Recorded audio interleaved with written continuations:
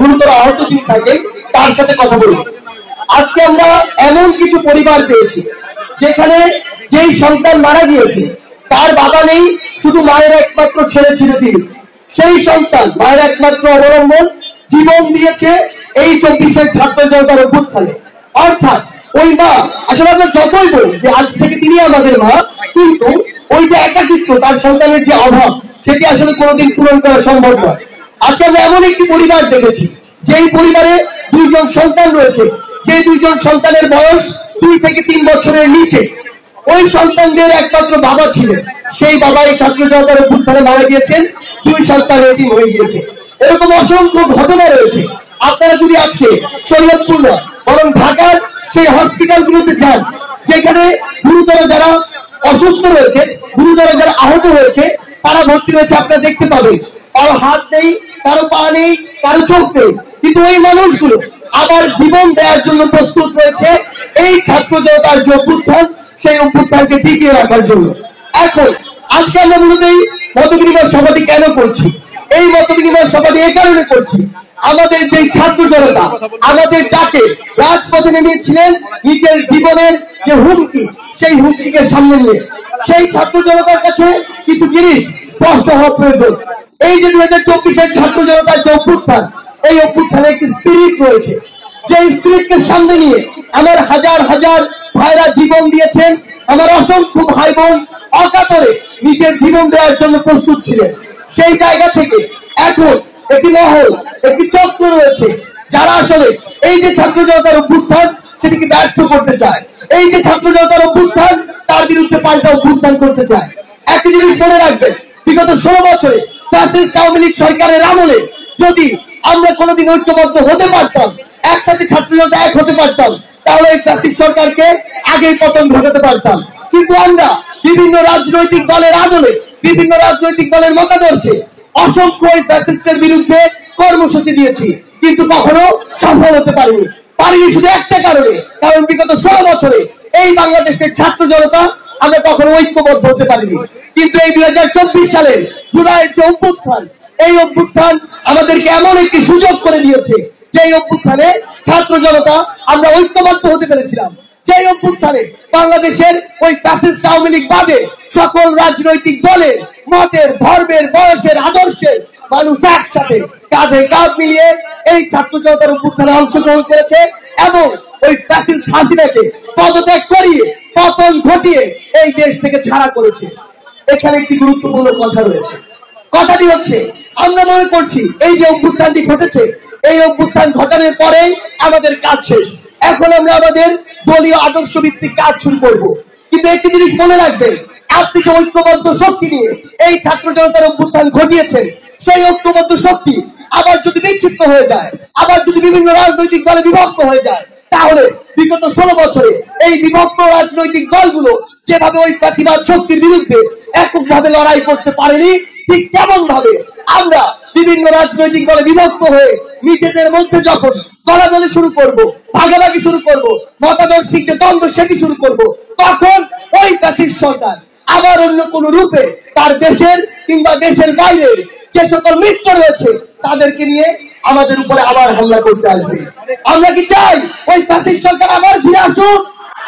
আমরা কি চাই ওই ফ্যাসিস্ট সরকার আবার তার মতো যেভাবে 16 বছর আমাদের উপর নির্যাতন চালিয়েছে, অত্যাচার করেছে, মিথ্যা মামলা দিয়েছে, হয়রানি করেছে, কোর্টে ঘুরিয়েছে, টাকা দিয়েছে, ঘুষ থেকে সুদ, সব জায়গায়, প্রত্যেকটি জায়গায়, থানা থেকে শুরু করে বাংলাদেশের যত সরকারি স্থাপনা রয়েছে, হসপিটাল, অফিস, ভূমি অফিস থেকে শুরু করে প্রত্যেকটি জায়গায় যে একটি টাকার সিন্ডিকেট গড়ে তুলেছিল, সেই সিন্ডিকেটে আমরা কি আবার ঘুরে যেতে চাই?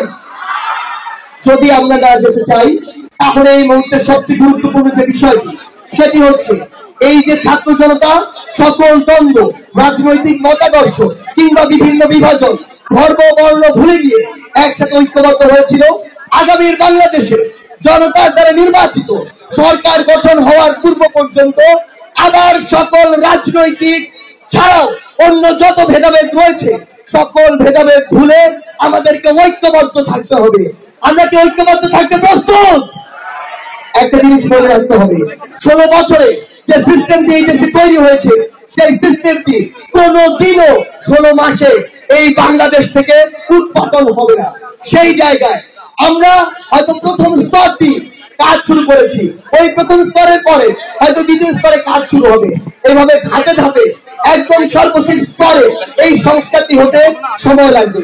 সেটি হওয়ার পূর্ব পর্যন্ত আমাদের সবাইকে ওই একটি জায়গায় ঐক্যবদ্ধ থাকতে হবে, সেটি হচ্ছে যে কোনো ফ্যাসিস্টের বিরুদ্ধে আমাদের ঐক্যবদ্ধ থাকতে হবে। এবার একটি গুরুত্বপূর্ণ বিষয় আসে, এই যে আমার অসংখ্য ভাই তাদের জীবন দিয়ে এই ছাত্র জনতার অভ্যুত্থানটি ঘটিয়েছে, এই ভাইদেরকে নিয়ে আজকে শুধু শরীয়তপুর নয়, পুরো বাংলাদেশে একটি মামলা ব্যবসা শুরু হয়েছে।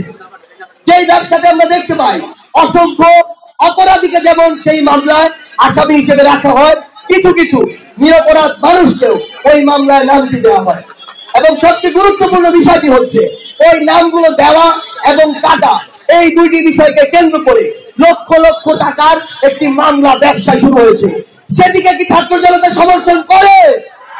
কোন নির্দোষ মানুষ ঠিক বিগত 16 বছরে যেভাবে বাংলাদেশে নির্যাতিত হয়েছে, যেভাবে মামলার দ্বারা হয়রানি হয়েছে, বিভিন্ন ভাবে ক্ষতির শিকার হয়েছে, আবার এই ছাত্র জনতার অভ্যুত্থানের পরে কোন একজন নির্দোষ মানুষ ভিন্ন কোন আঙ্গিকে আবার যদি সেই নির্যাতনের শিকার হয়, সেটিকে গিয়ে ছাত্র জনতা সমর্থন করে?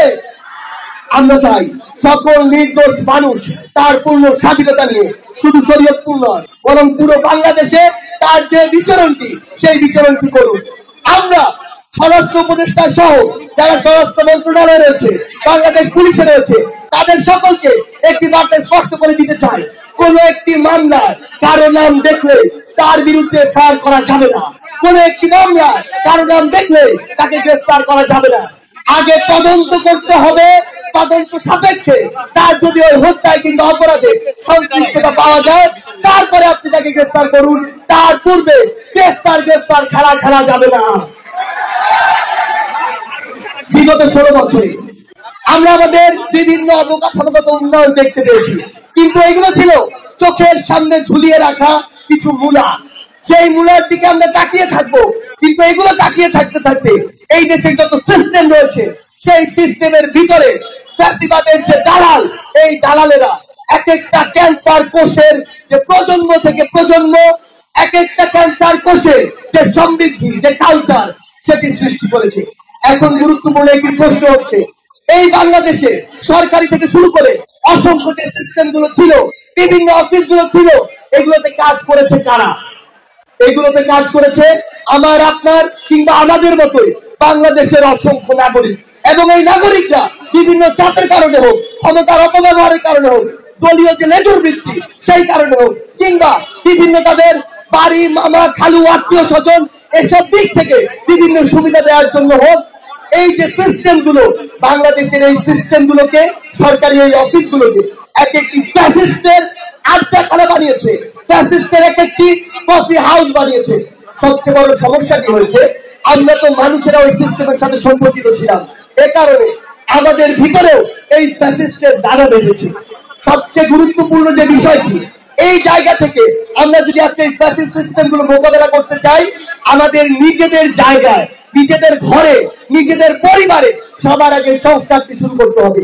আমাদের দেখতে হবে আমার যেই বাবার 40,000 টাকা বেতন পাওয়ার কথা ছিল, তিনি কিভাবে প্রতি মাসে আমার পরিবারের পিছনে 1 লক্ষ টাকা খরচ করেন। আমার দেখতে হবে আমার যেই বাবা সরকারি একজন অফিসার হয়ে 80,000 টাকা দামের 80,000 টাকার বেতন পাওয়ার কথা ছিল, আমার সেই বাবা কিভাবে 50 লক্ষ টাকার গাড়ি করে ঘুরে বেড়ায়। আমাদের প্রত্যেকটি জায়গায় প্রশ্ন করতে হবে। আমি যদি নিজেকে প্রশ্ন না করতে পারি, আমি যদি আমার পরিবারের সদস্যদের প্রশ্ন না করতে পারি, তাহলে আমি এই দেশকে, রাষ্ট্রকে, সরকারকে প্রশ্ন করার যে নৈতিক অধিকার, সেই অধিকারকে হারিয়ে ফেলি। গুরুত্বপূর্ণ একটি বিষয় রয়েছে, সেটি হচ্ছে আমরা দেখছি আজকে শুধু অপরাধী হিসেবে জনগণকে বিভিন্ন ভাবে অপরাধে অভিযুক্ত করে বিভিন্ন শাস্তি দেয়া কিংবা তদন্ত করা কিংবা মামলার ব্যবস্থা করা হচ্ছে, কিন্তু সচিবালয়, থানায়, প্রশাসনে, পুলিশে যে সকল বড় বড় অফিসাররা রয়েছে, তারা বিগত 16 বছরে বাংলাদেশের মানুষের উপরে অতি উৎসাহী হয়ে অন্যায় ভাবে কি কোনো নির্যাতন করেনি? তারা কি অসংখ্য ঘুষের টাকা নেয়নি? তারা কি মানুষের উপরে বিভিন্ন ভাবে নির্যাতন করেনি? তাহলে তাদের কি যে শাস্তি, যে তদন্ত, তাদের বিরুদ্ধে যে মামলা এবং মামলা প্রমাণিত হলে তাদের বিরুদ্ধে উপযুক্ত যে শাস্তি, সেটি এই ছাত্র জনতা চায় কিনা? আমাদের জায়গা থেকে স্পষ্ট বার্তা, প্রশাসক হোক, বিভাগীয় কমিশনার হোক, সচিব হোক, কিংবা পুলিশের কোন একজন ঊর্ধ্বতন কর্মকর্তা হোক, যদি অপরাধী হয়, যদি তার বিরুদ্ধে দুর্নীতির অভিযোগ থাকে, অর্থ আত্মসাতের অভিযোগ থাকে, যত বড় অফিসারই হোক না কেন, তারও আইনের আওতায় এনে বিচার করতে হবে। এই যে আমাদের শরীয়তপুর জেলা, এই শরীয়তপুর জেলা আমরা দেখি এই দক্ষিণবঙ্গের অংশ হওয়ার কারণে, পদ্মা সেতুর এপার হওয়ার কারণে উন্নয়নে আমরা ভেবেছিলাম ফরিদপুর শরীয়তপুর যে জেলা সেটি উন্নয়নের জোয়ারে ভেসে গিয়েছে। কিন্তু আজকে যখন ঢাকা থেকে আসি, যে রাস্তা দিয়ে আসলাম, মনে হচ্ছে একবার কাঞ্চনজঙ্ঘা দিয়ে যাচ্ছি, একবার হিমালয় দিয়ে যাচ্ছি। মনে হচ্ছে একবার ওই যে কিলিমানজারো রয়েছে কিংবা রকি পর্বত, আলপস মাউন্টেন, সেগুলো দিয়ে যাচ্ছি। একবার কলিজা হৃৎপিণ্ডের জায়গায় আসে, একবার হৃৎপিণ্ড পাকস্থলীর জায়গায় চলে যায়। এই যে রাস্তাগুলো, এই রাস্তাগুলো এত যে উন্নয়নের গল্প দেওয়া হয়েছে, বড় বড় মেগা প্রজেক্ট করা হয়েছে, এই মেগা প্রজেক্ট কতটা কার্যকরী ছিল শরীয়তপুরে একজন মানুষ যখন ওই পদ্মা সেতু পার হয়ে আসতে যায় তখন সেটার স্পষ্ট দৃষ্টান্ত দেখা যায়। আমরা শরীয়তপুরের হসপিটালগুলোর গল্প শুনলাম, শরীয়তপুরের হসপিটালগুলোতে নাকি এক একটা বেড পাওয়ার জন্য দালালদেরকে টাকা দিতে হয়। শরীয়তপুরের হসপিটালগুলোতে নাকি যখন ডক্টর তার অফিসে থাকার কথা, ডক্টর তার রুমে থাকার কথা, সেখানে না থেকে ওই ব্যক্তিগত চেম্বারে গিয়ে বসে থাকে। শরীয়তপুরের হসপিটালগুলোতে নাকি যেই অপারেশন কালকে হওয়ার কথা, সেই অপারেশন হওয়ার সিরিয়াল 10 দিন পরে দেয়, তাও টাকার বিনিময়ে দেয়। এই যে সিন্ডিকেট, যে সিন্ডিকেট গুলো শরীয়তপুরের হসপিটালে চলে, ভূমি অফিসে চলে, আদালতে চলে, থানায় চলে, সেই সিন্ডিকেট গুলো এই ছাত্র জনতা আর কি সমর্থন করে?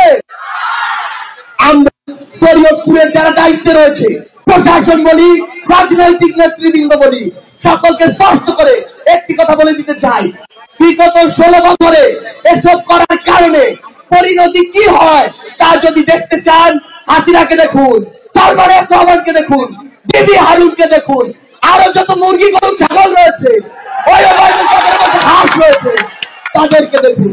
তাদেরকে দেখে যদি আপনার শিক্ষা না হয়, তাহলে ওই হাসিনা তো পালানোর জন্য ভারত পেয়েছে, আপনি ভারতও পাবেন না, আপনাকে অ্যান্টার্কটিকার ঠিকানা খুঁজতে হবে।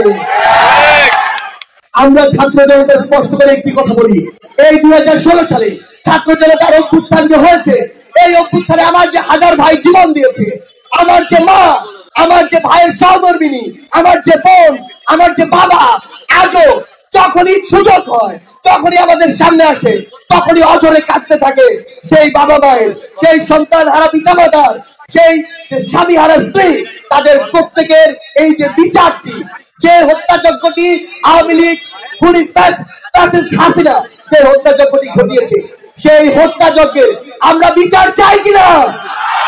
আমার এত ভাই বোনকে যে জীবন দিতে হয়েছে, সেই বিচার চাই কিনা? এই শরীয়তপুরের রাস্তায় আমার ভাই বোনদেরকে বিভিন্ন ভাবে পুলিশি নির্যাতন, ছাত্রলীগ, যুবলীগ, আওয়ামী লীগের ক্যাডাররা, সন্ত্রাসী কায়দা যেভাবে হামলা করেছে, সেই বিচার আমরা চাই কিনা? আমরা এই শরীয়তপুর, এই উন্মুক্ত মঞ্চ, এই কলেজের সামনে দাঁড়িয়ে ছাত্র জনতার রায় হিসাবে বর্তমান অন্তর্বর্তীকালীন সরকারকে বৈষম্য বিরোধী ছাত্র আন্দোলনের পক্ষ থেকে একটি বার্তা স্পষ্ট করে দিতে চাই, যতদিন না এই খুনি ফ্যাসিস্ট হাসিনা, আওয়ামী লীগ এবং তার যারা দোষর এই গণহত্যার সাথে যুক্ত ছিল, যতদিন না তাদের বিচার হচ্ছে, ততদিন এই আওয়ামী লীগ বাংলাদেশে রাজনীতি করার কোন নৈতিক অধিকার এবং সমর্থন রাখে না। যদি এটি হয়, আমরা মনে করে নিব পৃথিবীর ইতিহাসে এমন ফ্যাসিস্ট আর গণহত্যাকারীদেরকে প্রমোট করার, রাজনীতি করার একটি বেসরকারি ভাবে সার্টিফিকেট দিয়ে দেওয়া হয়। সেই জায়গা থেকে আমরা আজকে এখানে এই যে ছাত্র জনতা, সবচেয়ে ভালো লাগছে আজকে আমার মনে হচ্ছে এখানে ছাত্রদের চেয়ে ছাত্রীদের উপস্থিতির আর অনেক বেশি। সেই জায়গা থেকে ছাত্র সমাজকে একসাথে দেখিয়ে দিতে হবে, এখন সময় নেই কাউকে পিছনে রাখার, কাউকে সামনে রাখার, সময় হচ্ছে একসাথে কাঁধে কাঁধ মিলিয়ে শুধু শরীয়তপুর নয়, বরং শরীয়তপুরকে বাংলাদেশের একটি রোল মডেল করে আগামীর বাংলাদেশ কেমন হবে, আগামীর বাংলাদেশের ফ্যাসিবাদ বিলুপ্তি কিভাবে হবে এবং আগামীর বাংলাদেশের রাজনৈতিক যে বন্দোবস্ত কেমন হবে সেটি নির্ধারণ করা। এবং আমরা আমাদের জায়গা থেকে একটি কথাই শুধু বলি, আপনাদের মতো মেধাবীদের হাত দিয়ে আগামীর যে বাংলাদেশ, সেই বাংলাদেশ এগিয়ে যান, গড়ে উঠুক নতুন বাংলাদেশ। আর সেই বাংলাদেশের নেতৃত্বে থাকুক আমাদের এই শরীয়তপুর। আমরা একটু দিয়ে শেষ করি।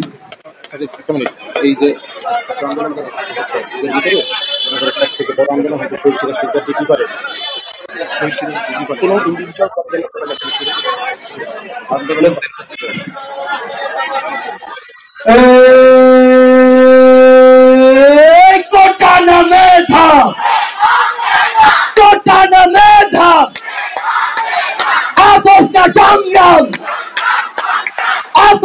সংগ্রাম তালালিনা রাজপথ, তালালিনা রাজপথ, ক্ষমতানা জনতা, ক্ষমতানা জনতা, আবু সাইদ মুক্ত, শেষানি যুদ্ধ, বিরোচিত রক্ত, আরো দেব রক্ত, রক্তের বন্যায় ভেসে যাবে অন্যায়, গোটানো মেধা, আপোষ না সংগ্রাম, তালালিনা রাজপথ, ক্ষমতানা জনতা, আবু সাইদ মুক্ত, দিয়েছি তো রক্ত, রক্তের বন্যায়। এই বাংলাদেশে যদি আরো কখনো রক্ত দেওয়ার প্রয়োজন হয় আমরা সেই রক্ত দিতে প্রস্তুত, তবুও রক্তের বন্যায় সকল অন্যায়কে ভাসিয়ে দিতে আমরা বদ্ধপরিকর। আর সেই যাত্রা শুরু হবে আমাদের এই গর্বিত শরীয়তপুর থেকে।